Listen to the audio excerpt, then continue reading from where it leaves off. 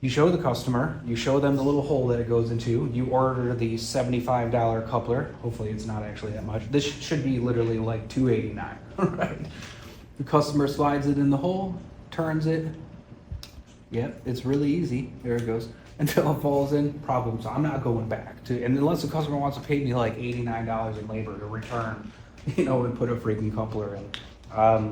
You can turn these, and here, do not turn this and touch these two terminals. It will shock the piss out of you.